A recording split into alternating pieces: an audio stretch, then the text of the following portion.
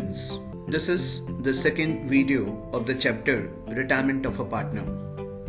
In the first video, I have discussed about the basic meaning of retirement of a partner, the amounts that are payable to retiring partner, the calculation of new profit sharing ratio, and then gaining ratio also. And after that, I have discussed about the difference between the sacrificing ratio and the gaining ratio, and then the accounting treatment of goodwill that is required on retirement or death of a partner.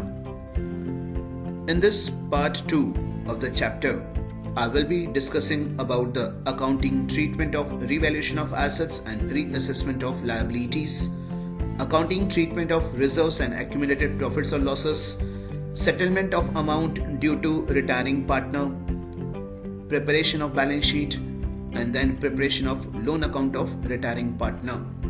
Let us start with revaluation of assets and reassessment of liabilities. This is now not something new for you.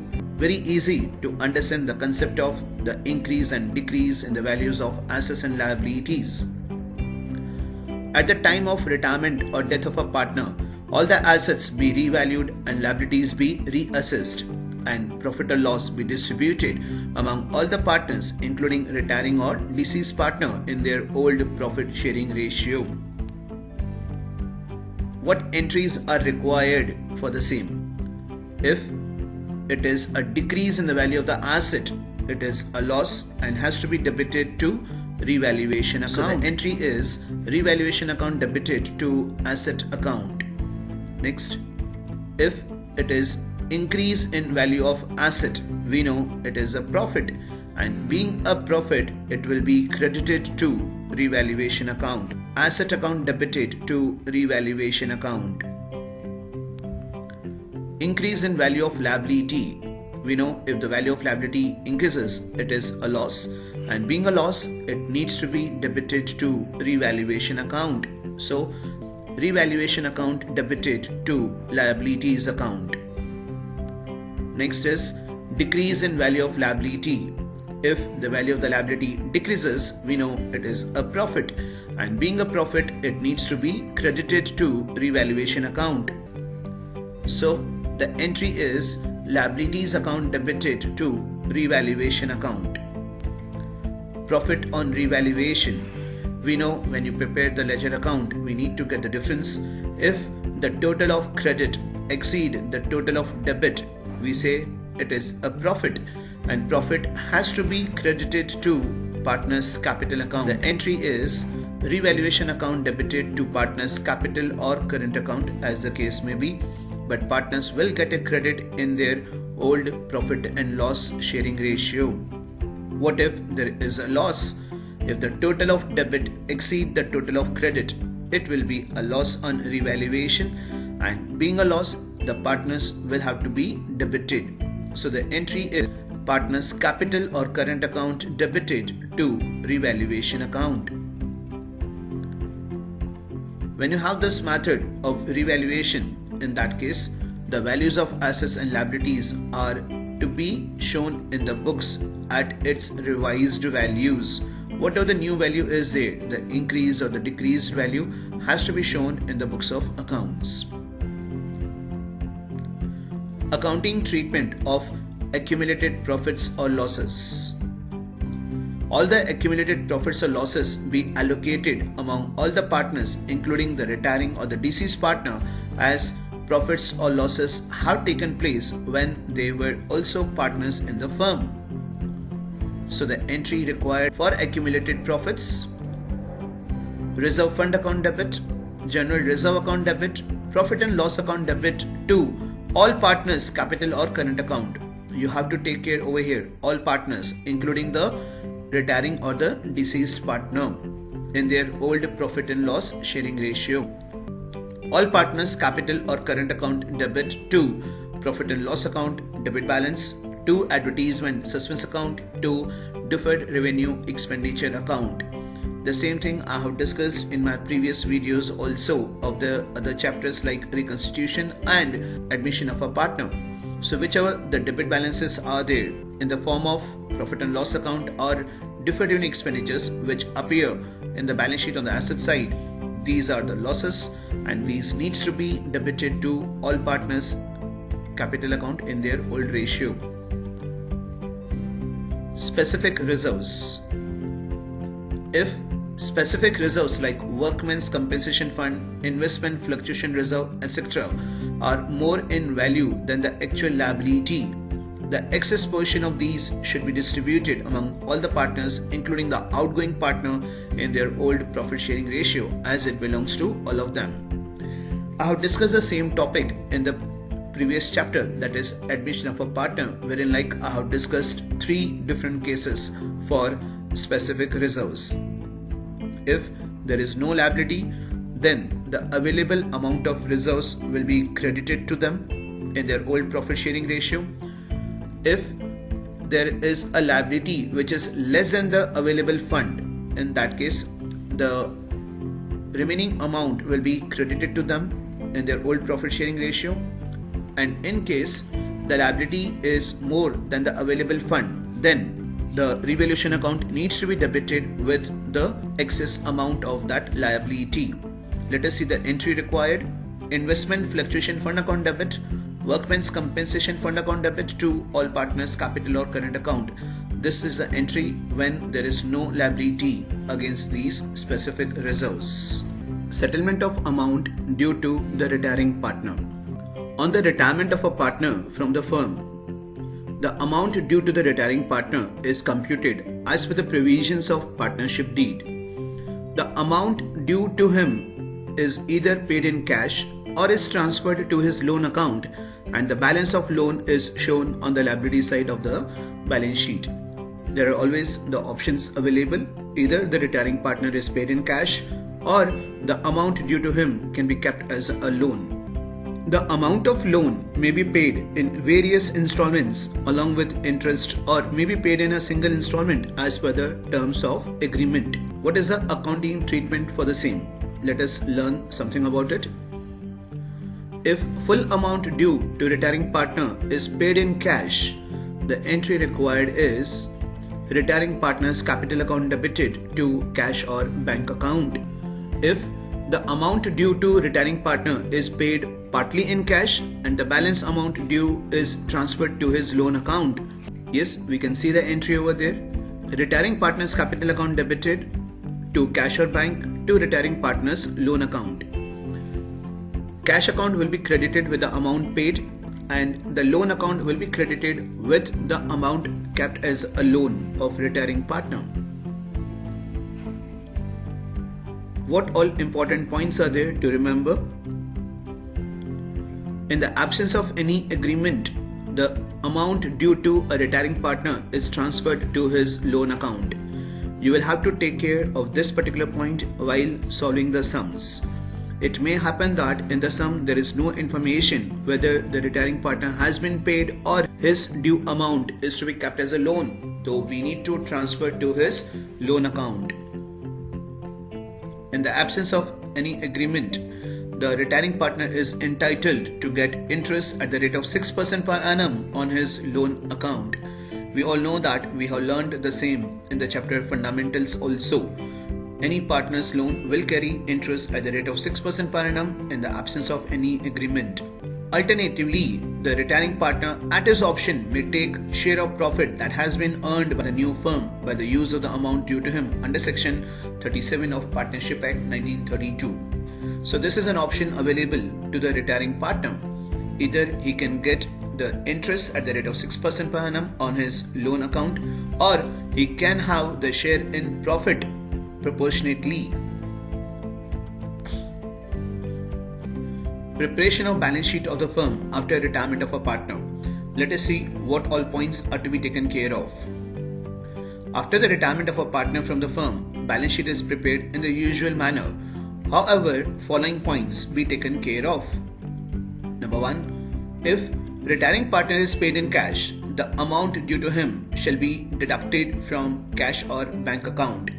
Whatever the amount is paid, so that amount needs to be deducted from cash or bank in the balance sheet. If the retiring partner is not paid in cash, the amount due to him will be transferred to his loan account and loan is a liability, and that's why it will be shown in the balance sheet on the liability side. If the retiring partner is paid partly in cash and the balance due to him represents his loan account, and it will be shown in the balance sheet on the liability side of the balance sheet. However, cash paid will be deducted from cash or bank account on the asset side of the balance sheet. Yes, we need to take care of this point also. If the retiring partner is paid partly, whatever the amount is paid will be deducted from cash or bank on the asset side of the balance sheet, and whatever the amount of loan is kept in the firm, so that loan amount will have to appear in the balance sheet on the liability side. Other items of assets and liabilities will be shown in the balance sheet in the usual manner at their revalued amount. We have discussed the same in the chapter admission as well as reconstitution also. Whatever the revised values of assets and liabilities are there because of the admission, because of the retirement, though those new values, the revised values will appear in the balance sheet. Preparation of loan account of retiring partner. Though the preparation of loan account is not in syllabus, but I shall be discussing some important points related to loan account of retiring partner. If the retiring partner is not paid in cash, the amount due to him is transferred to his loan account and it is shown in the balance sheet on the liability side. Thereafter, retiring partner is usually paid the sum due to him in agreed installments along with interest at the agreed rate or at 6% per annum in the absence of any agreement. For transfer of partner's capital to partner's loan account, retiring partner's capital account will be debited and retiring partner's loan account can be seen as credited. Second, for interest due on due date. Whenever the interest is due, so we know like interest on loan account debited to loan account is the entry. So let us go through it.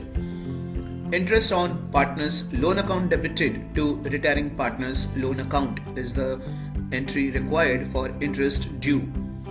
Third, for payment of installment on due date, the entry can be seen over here. Retiring partner's loan account debited to cash or bank account. The amount is paid, that's why cash or bank will be credited. Retirement during the accounting year. This is really very important point in the chapter retirement of a partner or death of a partner also. If the retirement is taking place during the year, we have two cases to be learned. Let us go through it one by one. It is possible that retiring partner may retire during the accounting year as well. In such a situation, the retiring partner is also entitled for the profit share till the date of his retirement, besides his share of goodwill, reserves, revaluation of assets and reassessment of liabilities, etc. His share of profit during the intervening period is computed either as per the provisions of partnership deed or as per the mutual consent of old partners. Usually, profit share of retiring partner is computed on the basis of last year profit or on the basis of average profit of past few years. The information related to the same is always given in the question. What are the steps to be followed for calculating the share of profit of the retiring partner till the date of the retirement? First, average profit or last year's profit is reduced to profit of the firm till his retirement. Say for example, if the partner is getting retired after 3 months, so we need to have the profit for 3 months only. So whatever the average profit is there or last year profit is there, we can see that multiply by 3 by 12. So whatever the amount is there, that amount is the reduced profit for the intervening period. Second, from that profit of intervening period, we need to calculate the share of the retiring partner based on his old profit sharing ratio. Then, what is the entry to be passed in such a case? Profit and loss suspense account is debited and retiring partner's capital account is credited. Because we know this is not the actual profit, that's why profit and loss suspense account is debited over here. A temporary account is created And then at the end of the year, this account is closed by transferring it to profit and loss appropriation account. A very important entry in the chapter like retirement and death of partner. What all important points are there to be taken care of related to this? First, profit and loss suspense account is written as profit share of retired partner is not based on actual profit till the date of his retirement, because the base of the profit is taken as of the previous year or the average profit of past few years. That's why we use profit and loss suspense account. Second, it is written on the asset side of the balance sheet on the date of the retirement. We know like profit and loss suspense account was debited, it carries a debit balance, and any suspense account carrying a debit balance, it always appears in balance sheet on the asset side. At the end of the accounting year, profit and loss suspense account is transferred to profit and loss appropriation account. This account needs to be closed and will be debited to P&L appropriation account. And then whatever the remaining profit is there, that will be shared by the remaining partners in their profit sharing ratio, provided that the partners have not changed their profit sharing ratio. This is again very important. We will be using profit and loss suspense account only if we see that the partners have not changed their profit sharing ratio. So case 2 will be there when we will see that the partners change their profit sharing ratio after retirement. Yes, this is the case I was telling you. If the remaining partners have changed their old profit sharing ratio, in that case, the profit share of retired partner is not debited to profit and loss suspense account. Rather, it is debited to remaining partners in their gaining ratio. The entry passed is gaining partners current account debited to retiring partners capital account. A very important entry. So whenever such an adjustment do come in the sums, we have to see that the continuing partners capital or current account needs to be debited and retiring partners capital account needs to be credited. The partners who gain will be debited and the partners who sacrifice will be credited. I'm sure I have made myself clear with the concepts discussed in this video. Thank you so much. Please like, share, comment and subscribe my channel. God bless you all.